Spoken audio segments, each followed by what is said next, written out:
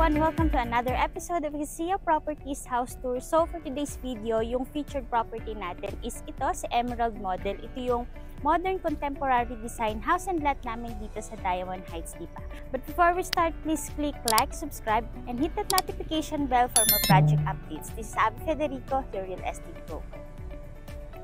Para sa Emerald Model natin, yung minimum lot area na available dito sa Diamond Heights, Lipa is 120 square meters and then yung floor area is 91 square meters. So itong harapan natin, ito yung provision natin for our 3 carports. Tara sa loob.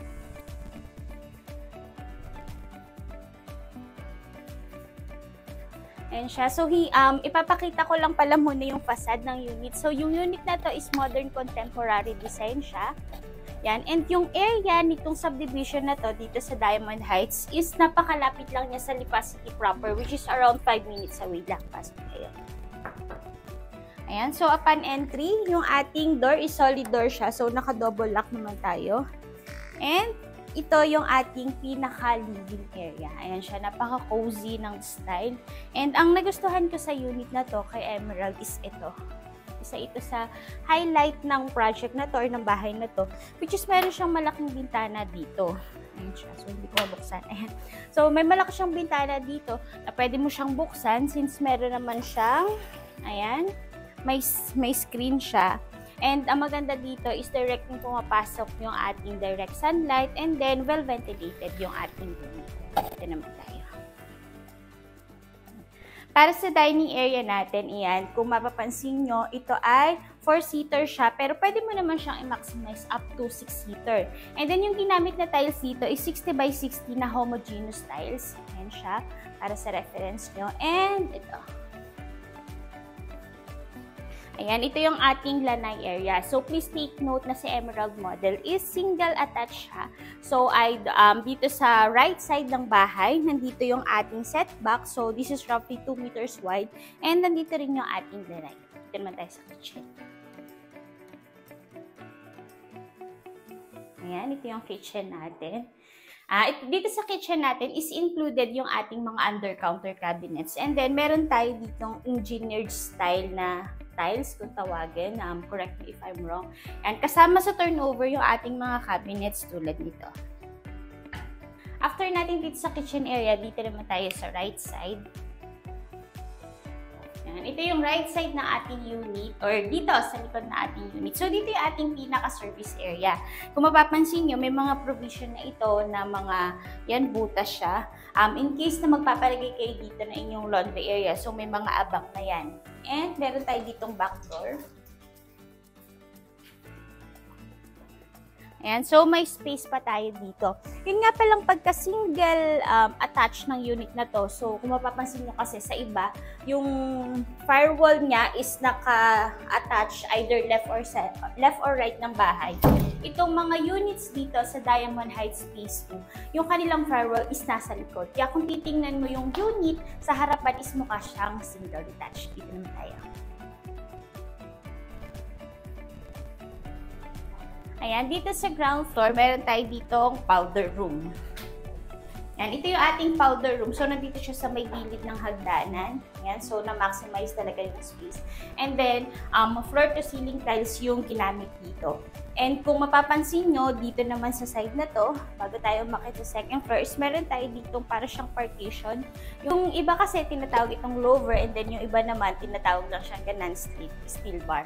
So, bago tayo umakyat sa second floor, so review ko lang dito sa ground floor si Emerald Model. So, si Emerald Model, yung minimum lot area is 120 square meters, and then yung floor area is 91 square meters. Dito sa ground floor, meron tayong living area, dining, kitchen, and then service area natin, and meron tayong powder room. Ito naman second floor.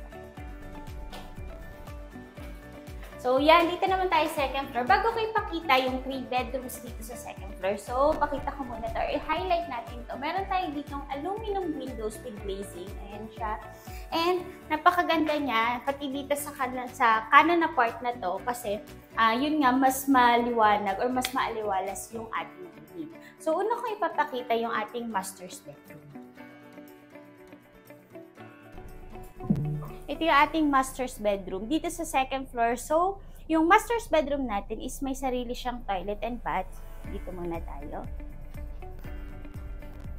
Ayan, ito yung toilet and bath ni Master. So, para naman dito is complete set of fixtures na talaga. Or ito na talaga yung turnover.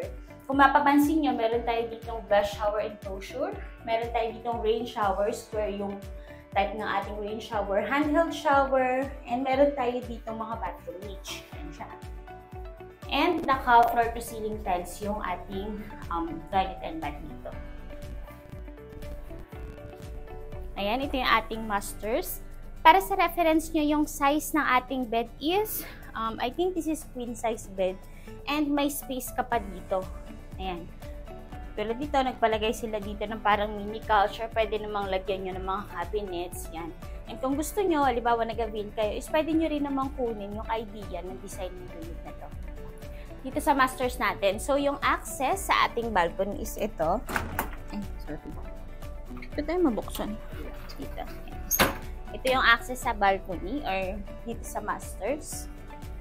Ayan, kung mapapansin nyo, ang ganda. And itong ginamit dito is tempered glass siya. So, may steel railings and then naka-tempered glass tayo dito. So, yan, yung access ng balcony natin is sa ating master. So, balik tayo sa loob.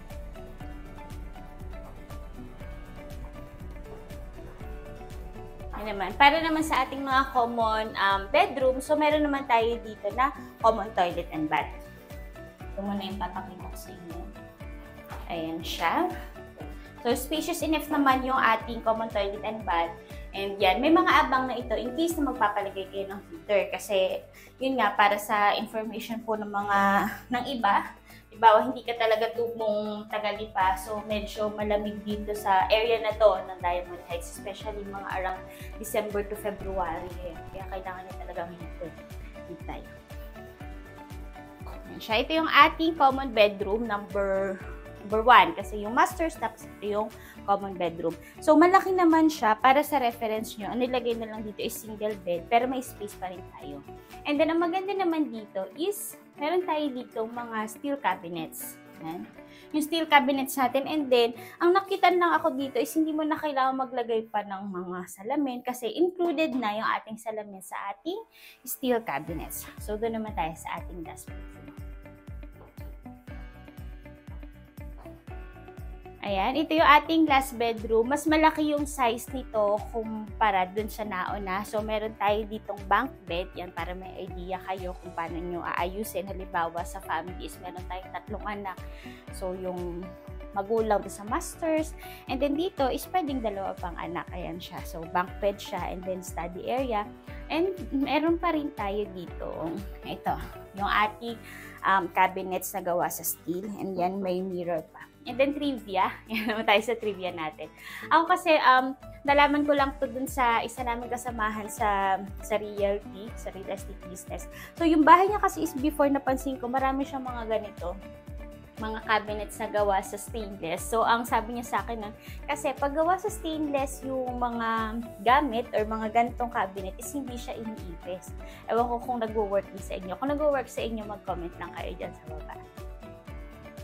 Kaya kung naghahanap ka ng complete turnover house and lot dito sa Lipa City, Batangas, so may available kami dito na pre-selling dito sa Diamond Heights, Lipa. And as of October 2024, may promo po ito na less 250,000 discount on total price plus 50,000 gift certificate upon turnover.